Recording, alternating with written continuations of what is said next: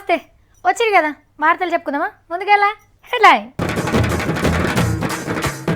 Metro రైలు ఇప్పట్లెక్కదట పట్టాలు, కుద్దుగా చెప్పిండ్రు company చుట్టాలు. నీళ్ళు ఒలక వస్తే జైలు శిక్ష, అది అస్సలకే కాదు కక్ష.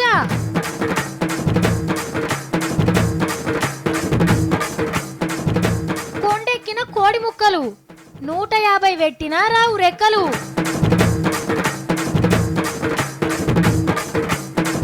దుమ్ము లేపిన ట్రంప్, అమెరికా జనానికి ఈయననే ఇంపు.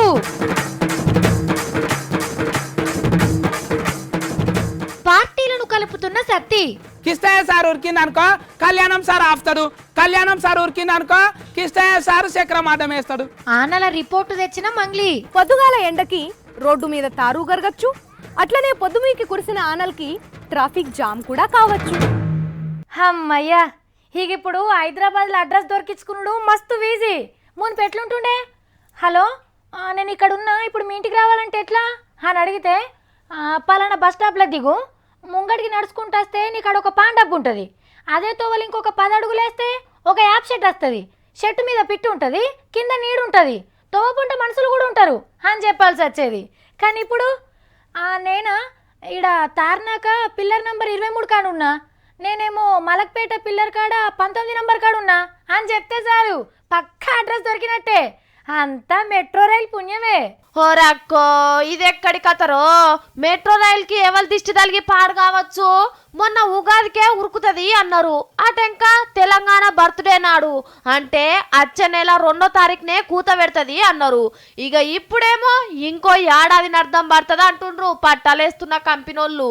నాగోల్ డిపో కాడికెళ్ళి సికింద్రాబాద్ దాకా ఫస్ట్ నడుపుతాం, ఎక్కేటోళ్ళు తయారుగుండమని పచ్చ లైట్ సిగ్నల్ ఇచ్చి ఇప్పుడు ఈ లైట్ లేదని ఎర్ర లైట్ వేసి చేతుల మీదికి లేవట్టిండ్రు.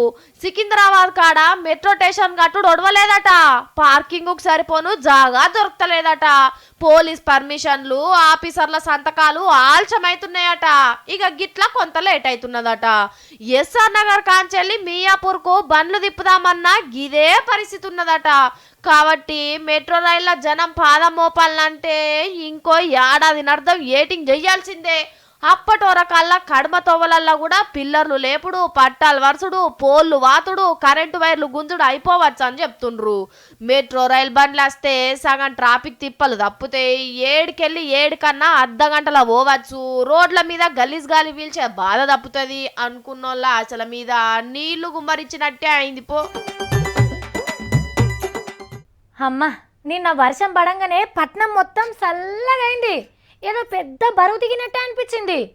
అమ్మయ్య, ఇక ఎండాకాలం పని ఒడిసినట్టే, నీళ్ళ తక్లీఫ్ కూడా తక్కువైతుంది. ఎండలు తిరిగి ఒట్టిగాని బీపీ పెంచుకునేటోళ్ళు కూడా కూల్ అవుతారు. మరి ఈ తాపకు ఆనాలు కూడా మస్తు కొడుతుండొచ్చు అని మురిసినాం. కానీ ఊర్ల పొంట పరిస్థితి ఇంకో రకంగా ఉందిలా. ఏం చెడగొట్టానలో ఏమొప్పో, కాలం కాని కాలంలా రాళ్ళ ఆనలకు అంత ఆగమాగమైంది. ఈ ఎండలకు తట్టుకొని ఆన్నో ఈన్నో వండిన పంట అంతా పాడైపోయే. అయ్యో, చక్కదనాల మామిడి తోట గాలి దుమారానికి తుప్ప రాలినాయి. ఏమాన దేవుడో ఏమో, నీళ్ల మడుగుల వడ్ల రాశి పోసినట్టే అయింది కదా గీల పరిస్థితి. మొలకలెళ్తే ఎవ్వరు కొనరు, చేసిన కష్టం అంతా నీళ్ల పాలాయే. గోదాములు కూడా చక్కగా లేనట్టున్నాయి కదా. అయ్యయ్యయ్యో, పొట్టకచ్చిన వరసేన్లు పొరకైనాయి, పంట అంతా రాలిపాయే. జాలు బట్టి పసుపు పంట పనికి రాకుండా అయినట్టుంది. అగో, బత్తాయి కాయలు పొల్లు రాలినాయి. ఇక ఆసామికేం మిగులుతుంది? గద్దచ్చి కోడిపిల్లని ఎత్తుకోవైనట్టే చేతికొచ్చినాయిరా అనుకుంటున్న పంటలను ఆనలు ఆగం చేసినాయి. ఇంకో 2-3 రోజులు కూడా గిసొంటి చెడగొట్టానలే పడతాయట. ఇక మరి ఇంకెంత నష్టం జరుగుతుందో ఏమో, వీళ్ళను సర్కారోళ్ళే ఏమన్నా ఆదుకోవాలి. మన తీన్మార్ల తిరుపతి వార్తలంటే ఏముంటాయి? ఎంకన్న దర్శనానికి కిలోమీటర్ల పొడుగు లైన్లు కట్టిన భక్తులు, లడ్డూలు సరిపోను దొరుకుతలేవు, రుచి మంచిగుంటలేదు, నెత్తింటికల మీద ఇంత ఆమ్దాన్ వచ్చిందని వార్తలేస్తాం. లేదంటే మన గవర్నర్ సారు ఎంకన్న దర్శనం చేసుకున్నా అది కూడా మనకు తీన్మార్ వార్తనే అవుతుంది. ఇవి కాకుండా తీన్మార్ల ఎంకన్న గురించి ఓ వార్త వేయాల్సి వచ్చింది. ఎందుకో మరి, మీరే చూడండి. గీ భక్తుడు తాంబాలంలో ఎత్తుకొస్తున్నది ఎంకన్నకు సారే అనుకుంటుండ్రా ఏంది? బంగారి దండలు ఎట్లున్నాయో చూడుండ్రి. వీటిని శాలిగ్రామ హారాలు అంటారు. ఒకటి సుదర్శన శాలిగ్రామం, ఇంకోటి గోపాల శాలిగ్రామ హారం. ఒరిస్సా రాష్ట్రంలో బిజినెస్లు చేసే రాజేష్ కుమార్ అనే భక్తుడు 5.5 కిలోల బంగారంతోని తయారు చేపించిండు. కోరిన కోరిక తీర్చిండని 1.5 కోటి ఖర్చు పెట్టి గీ మొక్కులు తీర్చుకుండు. ఎంకన్నను ఊరేగిస్తప్పుడు గీ దండలతోనే అలంకరిస్తారట. మరి ఇప్పుడు ఇంకెంత పెద్ద కోరిక కోరుకుండో అది తీరితే ఎంకన్న నిలువెత్తు బంగారి గ్రాలే చేపిస్తాడు కావచ్చు. ఫస్ట్ ఏం ఉల్లిగడ్డ, వెనక సిరి కందిపప్పు, అటెంక కూరగాయలు, బియ్యం, ఉప్పు. మిరపకాయ పరిస్థితి కూడా అట్లనే ఉన్నది. మొన్ననే పెట్రోలు. ఇక బడి ఫీజులు అయితే మనం ఎట్లన్నా మోయాల్సిందే. ఏంది ఏం అర్థం కాకుండా మాట్లాడుతుంది ఈమె అని అనుకుంటుర్రా? ఈ నడుమ దేని రేట్లు పెరిగినాయో చెప్తున్నాముల్లా. ఇక ఇప్పుడు మరి దీని వంతు వచ్చింది. అంచుకు ముక్కలేందే ముద్ద దిగనోళ్ళ కోసం పట్టుకొచ్చినాం కోడి కూర ఆడతా. చల్లగా శింకులు పడుతున్నాయి, ఇంత కోడి కూర తెచ్చుకుందాం అని పోయారు. రేట్లు చూస్తే గుడ్లు తేలేస్తారు. కిలో చికెన్ 200కు మీదనే పలుకుతుంది. తోలు తీయకుంటే ఓ 20 రూపాయలు తక్కువనట. ఇక అండ్లకు నూనె, ఎచ్చం మసాలా, ఉప్పు, కారం కలిపితే ఇంకో 50.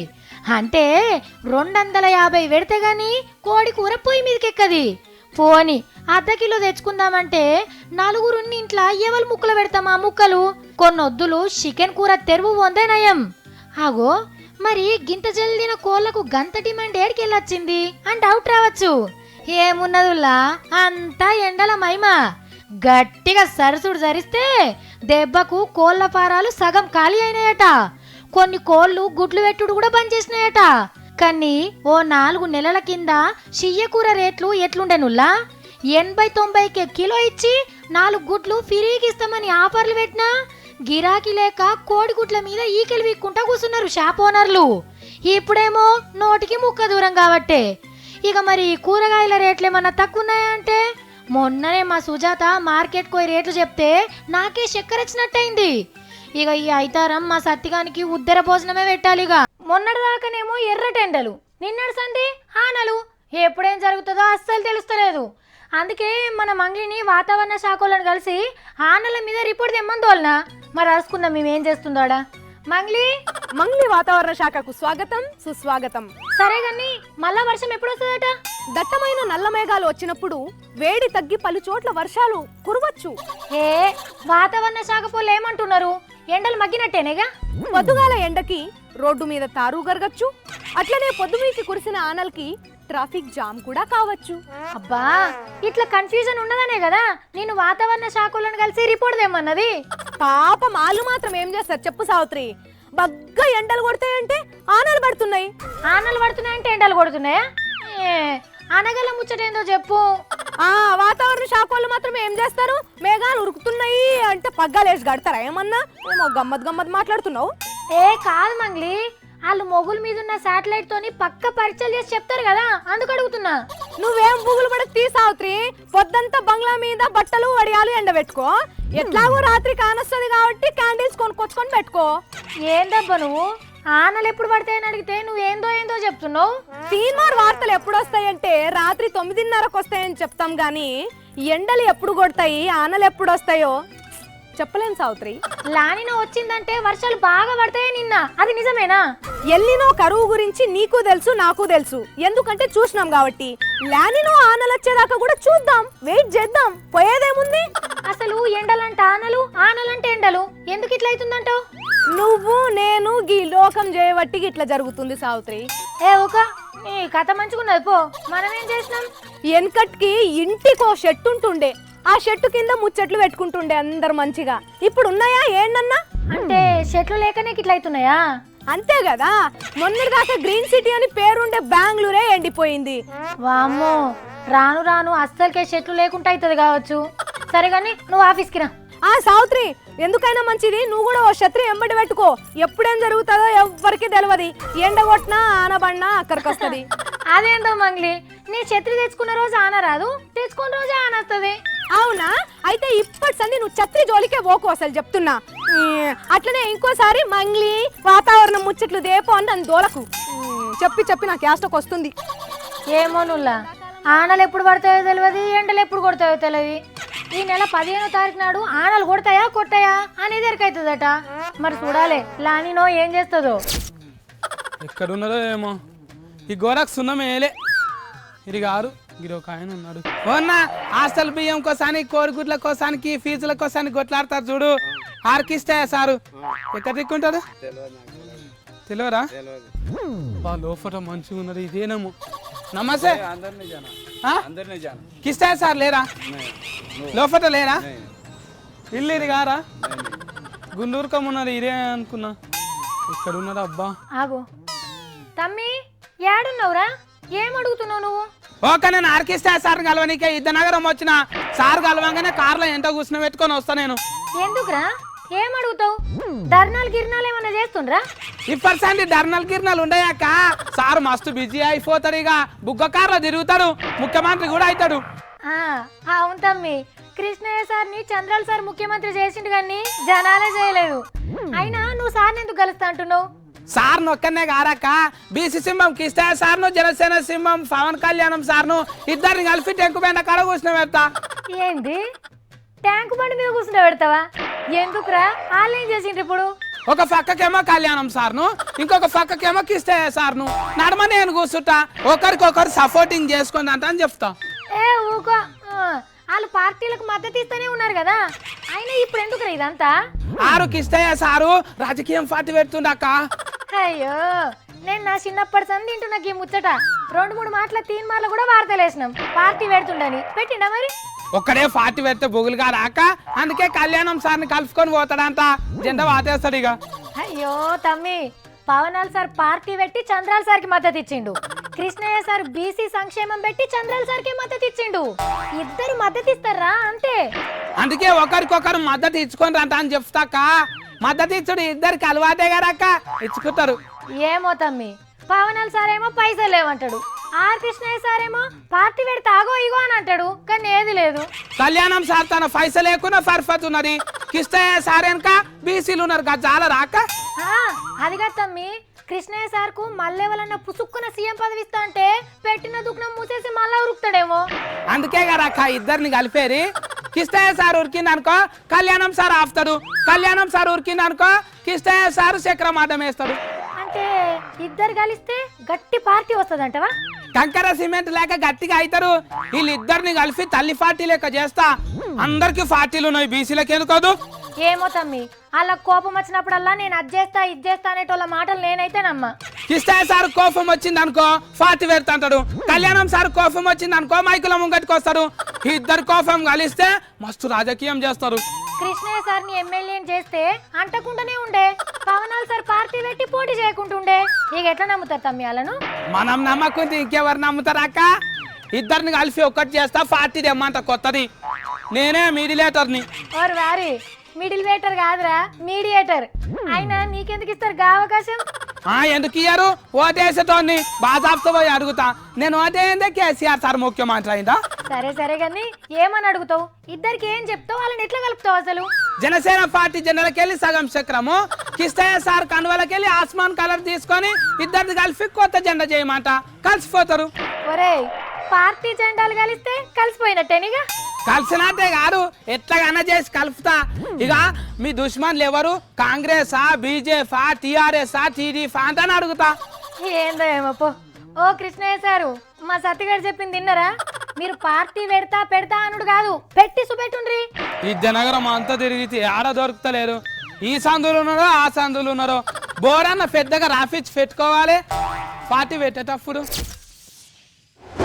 మునుపు లెక్క లేవు రోజులు ఆడోళ్ళకేమన్నా అయితే ఊరుకునేదే లేదు మొగోళ్ళు వస్తేనే కొట్లాడతామనే రోజులు కూడా పోయినాయి మా మహిళా లోకం నిద్ర లేచింది ఆడోళ్ళ రక్షణ కోసం ఆడోళ్ళం కొంగులు నడుముకు చుట్టే రోజులు వచ్చినాయి ఈ వార్తనే చూడరాదుండ్రి ఈ పోట్వలు నక్క పేరు దేవి శనివారం రాత్రి మాదాపూర్లో ఓ దావతుంటే పోయిందట వచ్చేటప్పుడు దోస్తు భరత్ సింహారెడ్డి నేను మీ ఇంటికాడ దింపుతా అని కార్లెక్కించుకుండట ఇంకో ఇద్దరు కూడా ఎక్కిండ్రట నాయనా నేను మా దోస్తు కార్లు వస్తున్నా జర్రసేపట్లని ఇంటి ముంగటుంటా అని ఫోన్ కూడా చేసిందట మరి దోస్తులు ఏమన్నారో ఏం జరిగిందో గాని దేవి అనేట ఇంటి ముంగట ఆగకుండా అట్లనే పోయిందట కారు జర్రంత దూరంలో టక్కరైనట్టున్నదట కానీ దేవి అప్పటికే జీవిడిచింది అయితే దోస్తులే చంపిండ్రని దేవోళ్ళ నాయన కేసు పెట్టిండు అట్లా కాదు టక్కరైందని దోస్తు భరతసింహారెడ్డి చెప్తుండు ఈయనను కాపాడుతందుకు పోలీసోళ్ళు కేసు సక్క ఎంక్వైరీ చేస్తలేరని దేవి చుట్టాలు దోస్తులు లొల్లికి దిగిండ్రు. ఆ చెట్టు కార్ కి మీరు రిలేట్ చేస్తే ఏ రకంగానూ ఆ చెట్టు గుద్దుకుంటే ఆ కార్ అంత లోపలికి వెళ్ళదు. ఫస్ట్ ఆఫ్ ఆల్ పాయింట్, ఆ బోర్డు పడిపోవాలి. ఆ బోర్డు ఇట్లా షోకేస్ చేసినట్టు చెట్టుకే ఉంది బోర్డు. ఇప్పుడు ఈ కారుకు టక్కరై దేవి చచ్చిపోయినప్పుడు దేవితో నున్నోళ్లకు దెబ్బలెందుకు దాకాయి అని అడుగుతున్నారు అలా చుట్టాలు.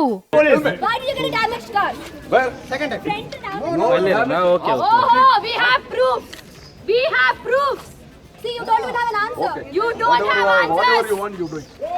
You are right. This is friendly police. This is friendly police. My lord, ఈ ముద్దాయి చాలా ఘోరమైన తప్పులు చేశాడు. పొద్దుగాల ముఖం కడుక్కునేందుకు 2 చెంబుల నీళ్లను వాడిండు. తానానికి బిందె నీళ్ళు ఒలుకోవసిండు. అంతేకాదు మై లార్డ్, బువ్వ తినేటప్పుడు కుత్కెవడ్డదని సగం గిలాస నీళ్ళు ఒక్కపారే లేవట్టిండు. ఇంటికి దోస్తుగాళ్ళు వస్తే ఓ కూల్ డ్రింక్ ఇవ్వాల్సింది పోయి బాటిల్ నిండా నీళ్ళు ఇప్పించిండు. ఇంతటి నేరం చేసిన ఈ ముద్దాయికి నల్ల నీళ్ళ సెక్షన్ 19/2/14 ప్రకారం నీళ్లు దొరకని ఎడారిలో వదిలిపెట్టి రావాల్సిందిగా కోర్టు వారికి సవినయంగా విన్నవించుకుంటున్నాను. మా సావిత్రి చెప్తుంటే మీకు నవ్వొస్తున్నట్టున్నది, కానీ గిట్లా నీళ్ళని వేస్ట్ చేస్తే నిజంగానే శిక్షలేస్తారట. ఢిల్లీ పక్క పొంటి హర్యానా అని ఒక రాష్ట్రం ఉంటది. ఆడ అడ్డగోలుగా నీళ్లు వారబోసిండ్రని తెలిస్తే పోలీస్ తాతలు వచ్చి కేసు పెడతారు. 10,000 రూపాయలు జుర్మానా లేకుంటే 3 నెలల జైలు శిక్ష వేస్తారట. ఉత్త పుణ్యానికి లీటర్ల కొద్ది నీళ్లు వారబోసి కేసులు మీదేసుకుంటే లీడర్ల పైరవులు కూడా పనిచేయట. ఖుద్దు సర్కారే పెట్టింది ఈ రూల్స్. ఎవ్వలింటి ముంగట నీళ్ల సుక్క కనిపించొద్దట. అంటే సగం బకెట్ నీళ్లతోనే బాసన్లు తోమాలే, సగం బకెట్ నీళ్లతోనే స్నానం చేయాలి. బట్టలు ఉతికేటప్పుడు జాగ్రత్తగా వాడుకోవాలట.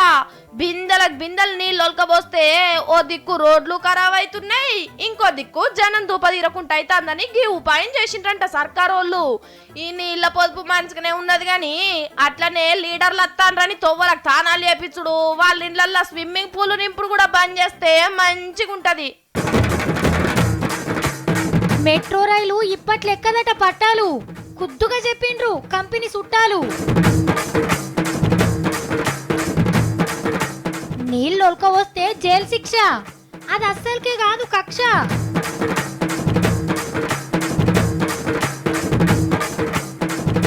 కొండెక్కిన కోడి ముక్కలు 150 పెట్టినా రావు రెక్కలు.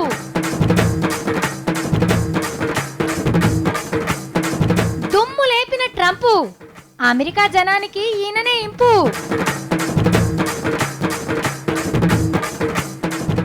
పార్టీలను కలుపుతున్న సత్తి, కిష్టయ్య సార్ ఉరికిందనుకో కళ్యాణం సార్ ఆపుతాడు, కళ్యాణం సార్ ఉరికిందనుకో కిష్టయ్య సార్ చక్రం ఆటం వేస్తాడు. ఆనల రిపోర్టు తెచ్చిన మంగ్లీ. పొద్దుగాల ఎండకి రోడ్డు మీద తారు గరగచ్చు, అట్లనే పొద్దుమీకి కురిసిన ఆనల్కి ట్రాఫిక్ జామ్ కూడా కావచ్చు. వార్తలు అయిపోయినాయి మరి. బై బై చెప్పాలా, టాటా.